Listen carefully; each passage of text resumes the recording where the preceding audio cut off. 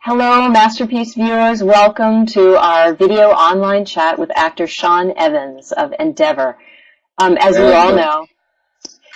all know, we've done online chats before. This is our first one with video, which is very exciting.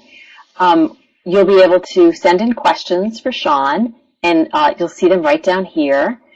We ask for your patience. This is a first, as I mentioned, and we'll probably have a lot of questions, and we're also doing it for the first time. So type your question and then be patient. Thank you. Let's start by welcoming Shaun. Thank you for joining us. Absolute pleasure. It's an absolute pleasure. Thank you for having me. And it's exciting to be part of this first one. If it's a test, this is great. Be bold. Yeah. So I'm sure most of the people joining us have just watched the season of Endeavor, and they're noticing something in particular about you immediately, which is that you look very different. You have a feature. Can you explain? Yeah, I'm working at the moment. I'm doing a play, and I'm doing a play called Miss Julie. Well, actually, two plays on the same night. One is called Miss Julie, and the other is called Black Comedy. And each of these characters has a moustache, so I grew one. The plays are taking place in Chichester, and we're nearly halfway through the run now, which has been an incredible job. Yeah, so that's why I have a moustache. The plays alternate every other night, is it? No, they don't. It's actually on the same night, so each one is a one-act play. And then I double up. So we do Miss Julie. There's an interval. Everyone can grab a drink, and then we do a separate play, which is completely different. It's a farce. And actually, it was written to go alongside Miss Julie back in 1965. Laurence Olivier commissioned the writer Peter Schaffer to write it alongside this Miss Julie, and Albert Finney played it first time out. And then this is the second time it's been revived. So it's an incredible job. I'm really enjoying it. Cool. Albert Finney and Shaun Evans. Yeah. We haven't, I think the questions are starting to come in, but I know one question that viewers have already is about the cliffhanger ending to the final episode of Endeavor. I wonder if you would like to, without any spoilers, of course, talk about that a little bit.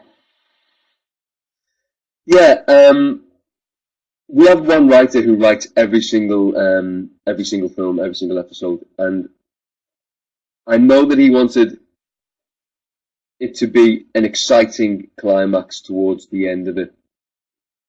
There was a slight problem with the script that he had written in terms of the Fred Thursday character had a slightly bigger and slightly more interesting journey, but to be honest, the network weren't keen on the idea, and so he had to pull it last minute and did a terrific job in reworking it in so that everyone gets something at the end. I think he did a great job in making that the Jake's character has an interesting journey alongside the Thursday character, and everyone has something to do so that I think the goal with these 4 films was to get to see a deepening of the characters, all of them, not just Endeavor, but everyone. And I feel like he really achieved that with the last one. It was a surprise, as much of a surprise to me as it was to anyone who watched it, how it would end up. And whilst I'm delighted to say that we're going to be making 4 more, I've got no idea how it pans out, or what happens. In fact, which is exciting. It's always good, I think, to give the audience what they want, but not in an obvious way. And I think he really achieved that, the writer, and we achieved it as a team. I'm very proud of it. Very proud of all of the films, actually. And to those people who are watching and for whatever reason missed any of the films, they're streaming on our website, so you can catch up and see this cliffhanger that we've been talking about. Okay, let's take a question. The question is, I'm going to read it. Shaun, you can probably see it, but I'll read it for everybody. If you could give Endeavor one piece of advice, what would it be? And the person is also saying thank you for introducing my generation to Morse. Oh, pleasure. Thank you for watching it and enjoying it. If I could give him one piece of advice at this stage in his life, it would be to lighten up a little bit. I think part of what's terrific about him is that he's a real deep thinker. And that's part of the joy of playing it, but also I think of what makes him tick. But there's times I wish he would sort of lighten up, and I think he might get slightly more enjoyment out of life. But hey, you never know, that might come in the future. I'm trying to remember how light he was in the Morse series. Well, if you've read the books, I don't know if you've read the books, and they're terrific, by the way. There's 13 books written by Colin Dexter, and in those, it seems to me that you've got a kind of a very unhappy person, really, a person who's functioning, who drinks a lot, who dies ultimately on his own. That in the TV series, he may well have become something of a ladies' man for the viewers and for the audience, but I don't think in the stories he is in any way, shape, or form. I think that kind of goes back to what I just said then about lightening up. It's a character who thinks very heavily, and it's probably not great fun with women. So that would be my advice to him, to lighten up. But in the books, it's quite a dark character. I think you often find that in sort of crime dramas, the central character is quite a dark, tortured person, and finds some kind of release in solving crime and bringing justice. Though, of course, seeing all that murder and mayhem probably makes them even darker.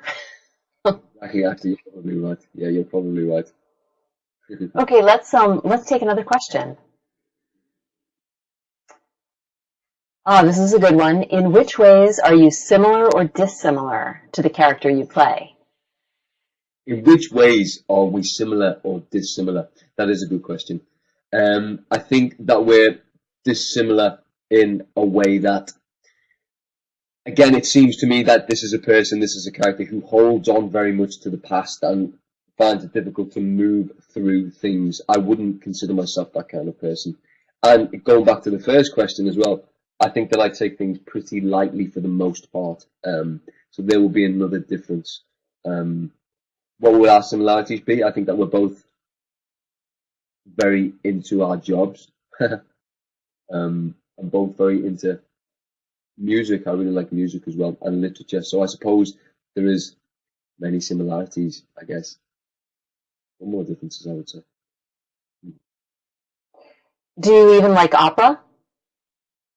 I'm getting to like it more. I'm getting to like it more.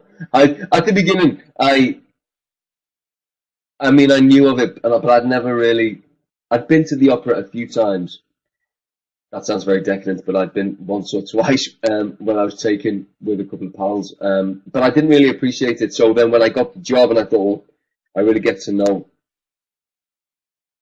I need to get to know who this, like, what makes this person tick. I started to dig a little bit deeper, and now I enjoy it much more. Actually, I enjoy it much more, especially when you think that when it was first started, it was something that was very melodramatic and for the masses, whereas now it's such an elitist thing. It seems to me that I think that's what dissuaded me or turned me off from it originally. But when you get past that and you see the story, a lot of it's about intrigue and drama, sex. It becomes a far more interesting medium, I think. So yeah, I like it much more now. As a theatrical event, I think, versus just listening to a CD, I prefer the visual event of it as well, as much as the music.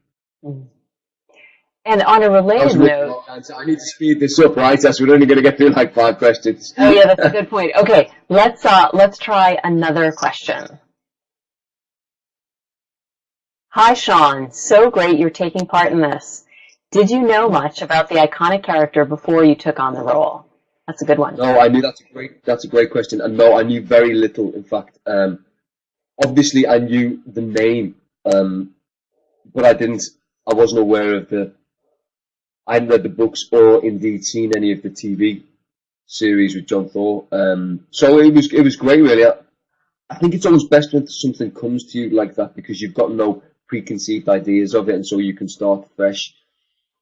So it was a terrific introduction because the slate was clean. It was a blank slate. You could do with it what you will. So I began then to read the books, and that's how I kind of approached it, really.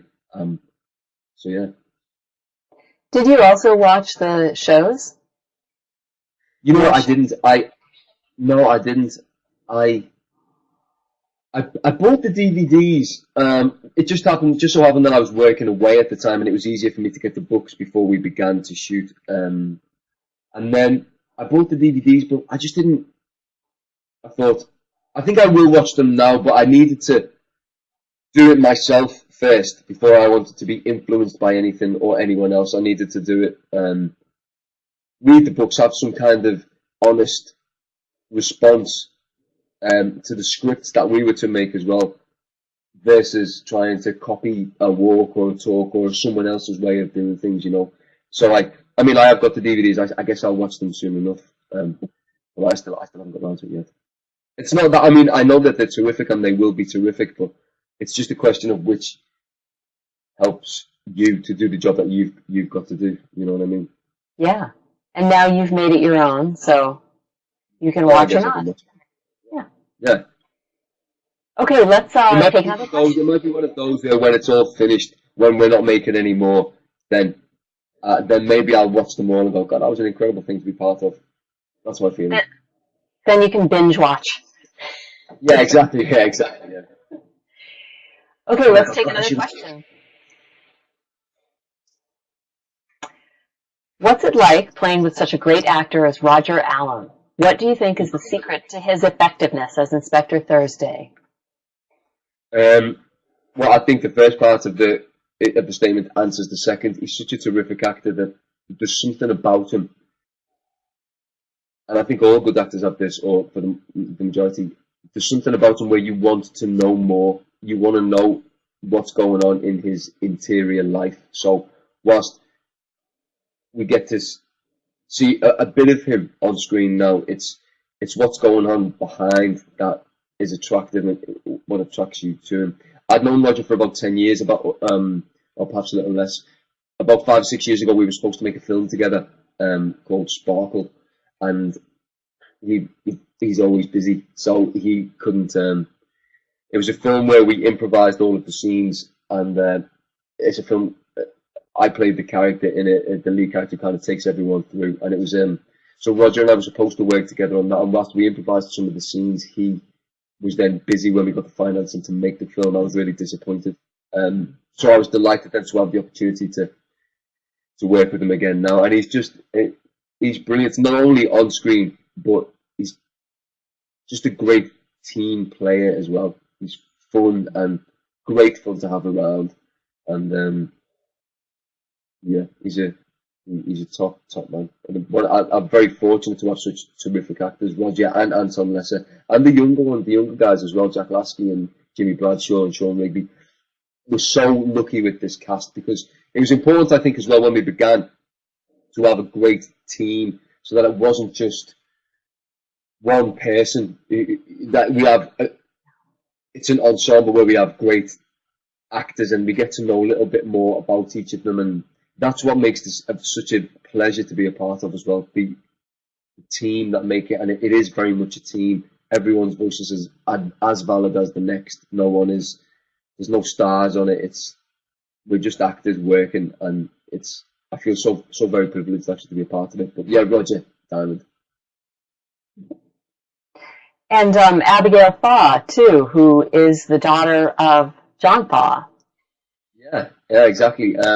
Very cool. And a terrific actor in her own right. It was a great coup, I think, from the producers to get Abby involved. But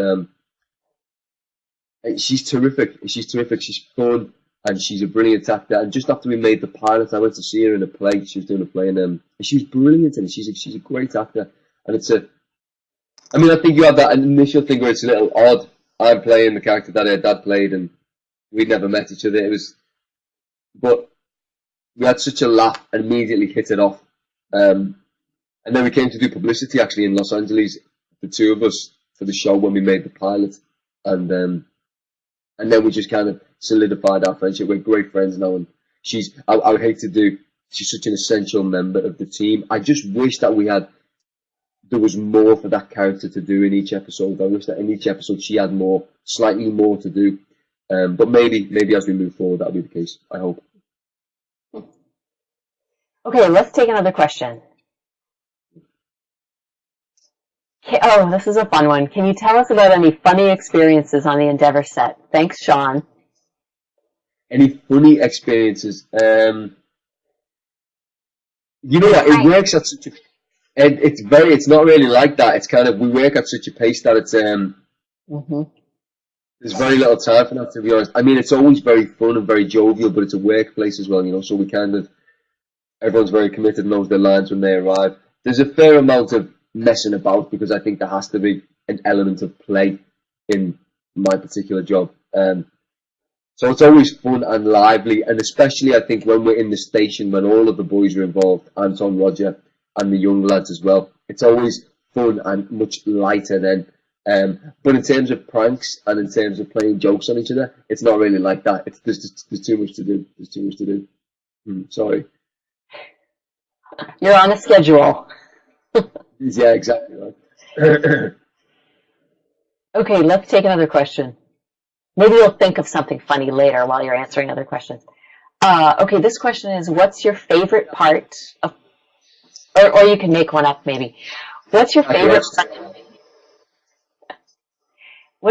part of playing Endeavour? There's so many. There's so many. I think on a very basic level, I think to be working every day as an actor, and to be part of something where the team is of such a high standard, the writing, the directors, the producers, the cast, and to be working all day, every day, telling that person's story and carrying it through, then for that to be done and for so swiftly in a 3 or 4 months' time, for it to be televised and screened and for it to reach an audience not only in the UK but also worldwide, that is an incredible completion of a circle. It's an amazing gift, which I'm very, very grateful for. It's kind of the thing that you dream about when you say you want to be an actor, you know, or when you start any creative endeavor or master. So that is one of the most incredible things. Secondly, I suppose, is that it's an interesting character is a good thing. And each time we read a script, or I read a script, or we talk about ideas, it remains interesting and intriguing, and we try to attract top directing talent so that each one is like a little gift in a way, and that each one is a very perfect self-contained story. That's an incredible thing to be part of. So whilst you may hustle and hustle and hustle trying to make one film a year as an actor, I get this gift of making 4 with these brilliant directors playing a great part, and it's an amazing gift. I'm so very fortunate. I sound very twee, but I mean, I do feel very, very lucky. Really, it's an incredible gift. And then also that the audiences seem to respond so well to it, because it could have gone either way, and I'm very aware of that. It could have gone either way when we made the first one. It could have been, oh, who's this dude? What does he think he's doing? You know, why are they doing that again? If it's great in the first time, why make it the second time around? I was very aware of that, and so I feel very privileged that audiences have latched onto it and enjoy it. The people who may have enjoyed the first series as well, but also a new generation of viewers of my generation, which may have missed it first time round. So I feel very, very lucky. There's so many plus points to it. Well, we feel lucky too. We at Masterpiece, we love the films, and I think it's not just your generation. I'm actually watching with teenagers, and they like it. Yeah, it's great. Right. That makes me really happy. Good. Okay, let's look for another question.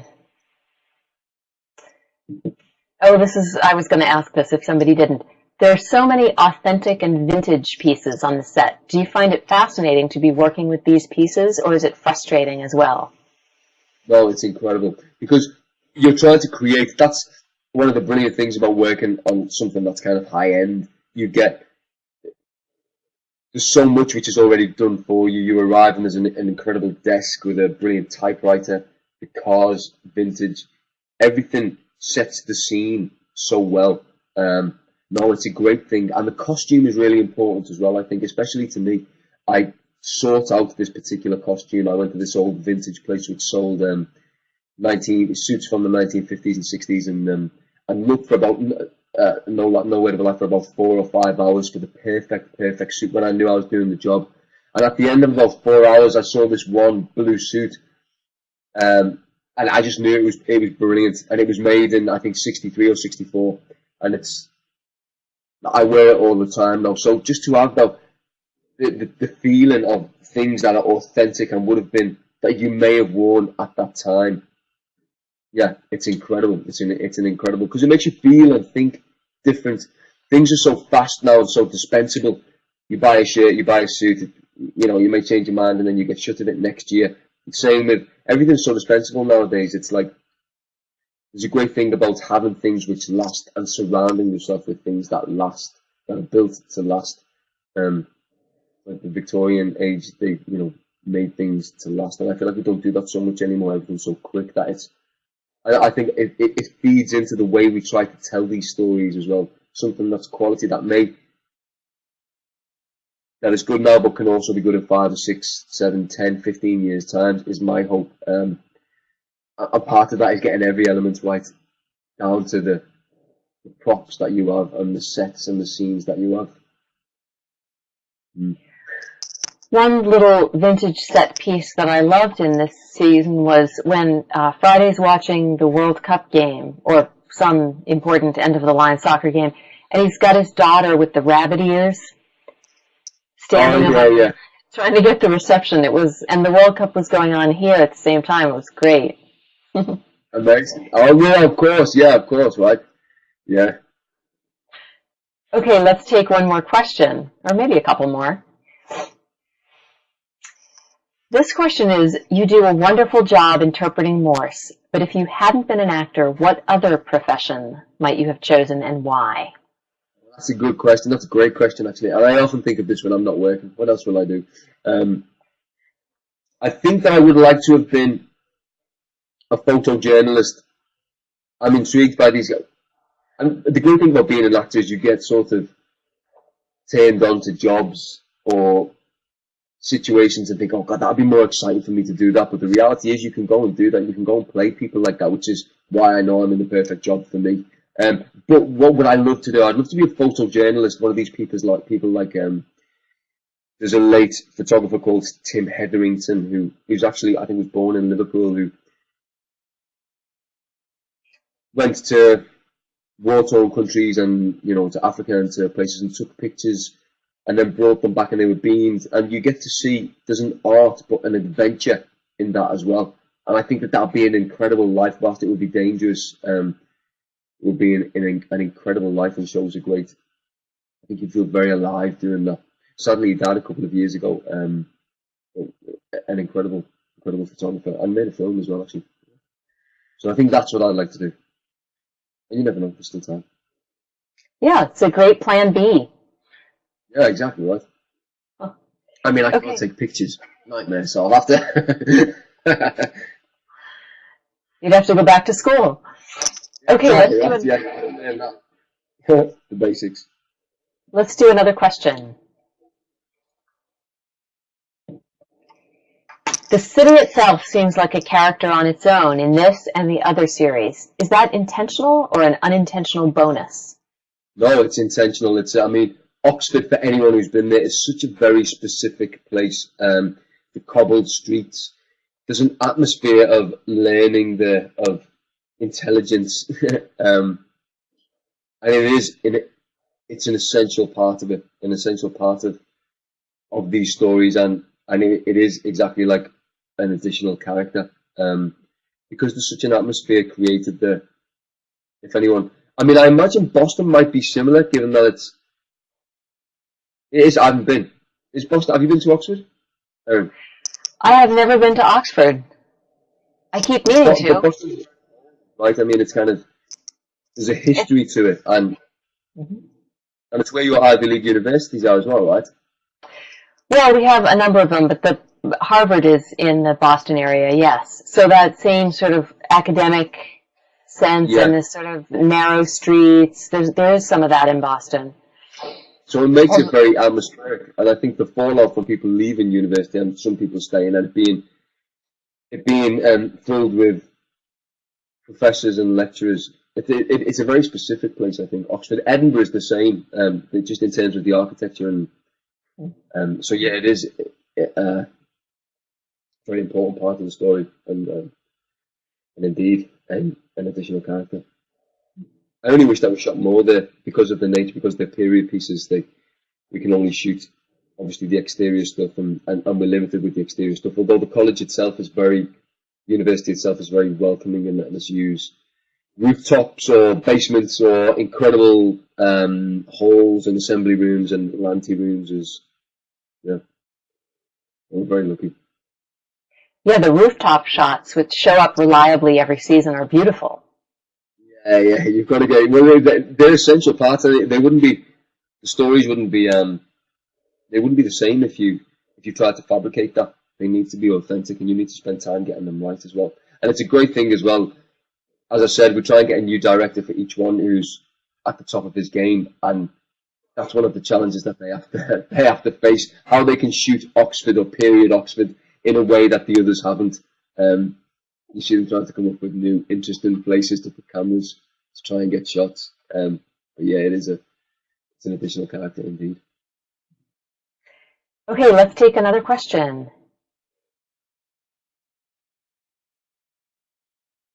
Oh, can you tell us anything about Series 3? What do you think? Oh, and this is a separate question. What do you think about your popularity with your American fans?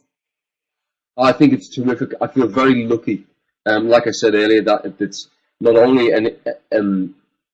is it popular here in the UK, but also internationally, and I'm delighted that it's popular in the US. Given that you guys make such brilliant TV, I think it's very gratifying. I feel very pleased that connoisseurs, which I think a lot of American audiences are, enjoy it. It's good. I'm pleased. In terms of the first part of the question, Series 3, I know very little. I'm working at the moment, and in fact, the writer came to see me 2 days ago with the producers, and we got to talking a little bit about the future, but no specifics yet. All I can tell you is that it'll be set in 66 or 67, and yeah, I mean, I can't tell you any more than that at this stage. If I could, I would. Okay, we'll just have to wait patiently. As indeed will I. Okay, let's take the next question. Oh, this is a very good question too. How did you perfect your Oxford accent? Because you're from Liverpool, right? Yeah, that's right. Well, how did I perfect it? Well, I had to think about who this person might be. And obviously he couldn't be from Liverpool because in the books he's not. And I think the Liverpool accent is a very specific accent. And if you're an actor, you part of the joy, at least for me anyway, is to try and get people from different walks of life, different places in the world. And how people speak, I think, is a very telling thing as to how they think. So it was a massively important part of it, especially when you consider that this character's mum and dad are working class, and yet he speaks in an accent that's where he's sort of flattened those northern vowels out and is making sounds to be better understood. It feeds into something else, the idea of this person going to a great university and being kicked out of it and trying to be something that he's not. That was one of the very specific things that I felt at the beginning of the job, that this is who this person is, dissatisfied with his station in life and in a way dissatisfied with himself, and is trying to reinvent himself, I think. So the accent and the way he spoke and communicated with the people around him, given that this person is very much a loner as well, I thought it's a very specific thing that I wanted to get right. Also, obviously, you have to pay attention to, if I came on and did it with a completely different accent than what John Thorne had done in the first one, then it wouldn't work at all. So of course you have to pay attention to that to a degree. So that was how I came to it. Great. Okay, well, Shaun, it's 12:30, and we have to, it's 12:30 East Coast time. We have to say goodbye to you. Thank you. Thank you very much. I appreciate it. Thank you very much. I appreciate everyone who's asked questions and who's tuned in, and also everyone who's been watching it as well. I'm very pleased. I'm very grateful. So thank you very much. Thank you. And thank you, Shaun, for being part of our very first video online chat. It seems to have worked. We think it worked. I think so. Yeah, seems to have. And thanks to the viewers who sent in questions. Thank you very much, my friends. Cheers. Erin, thank you very much. I'm going to have to dash. Okay, thank you, Shaun. And goodbye, everyone. We'll see you all at the next one. Bye.